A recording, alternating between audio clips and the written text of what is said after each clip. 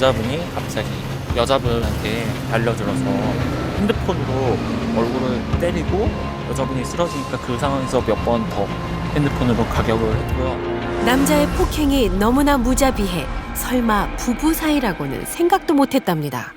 그 여자분이 얼굴에 멍이 들어 있었고 코뼈는 부러졌는지 코 쪽에서 계속해서 피를 흘리고 있었어요. 저희가 119까지 불렀고 그러고서 몇 분 있다가 경찰이랑 같이 들어온 거예요. 그 남자분이 그 여자분을 보더니 갑자기 막 달려들더라고요. 이 씨 아내의 괴물이 많은 이들 앞에 공개된 이날, 남편에게 폭행을 당한 한 씨는 전치 4주의 상해 진단을 받았습니다.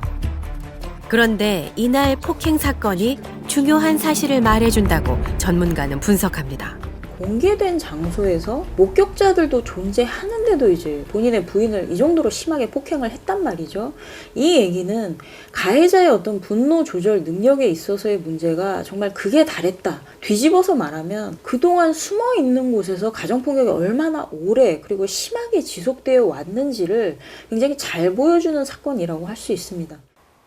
실제로 아내 한 씨가 최근 들어 112에 신고한 횟수가 잦았습니다. 전화변 울린 게 11번.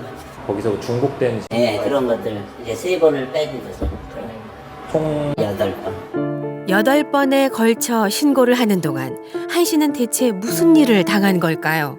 이미 맞은 상태니까 지나가던 남자 둘 여자 하나가 있었는데 남자 둘이는 그놈이 못 때리게 맞고 있고 여자가 112에 신고해가지고 그래서 갔다 그랬거든. 그래서 걔가 걔네 너무 고마웠다고. 안 그랬으면 더 많이 맞았을 수도 있었고 그러니까.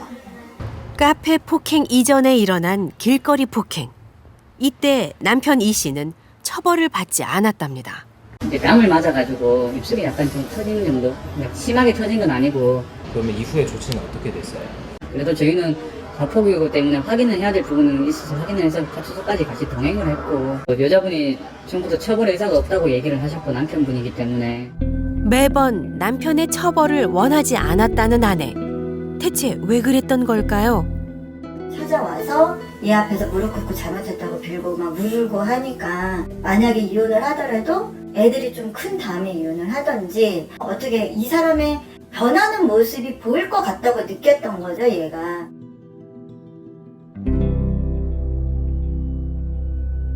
한 씨처럼 남편의 상습 폭력에 오랫동안 길들여지면 역설적으로 그 굴레를 벗어나기가 힘들다는데요.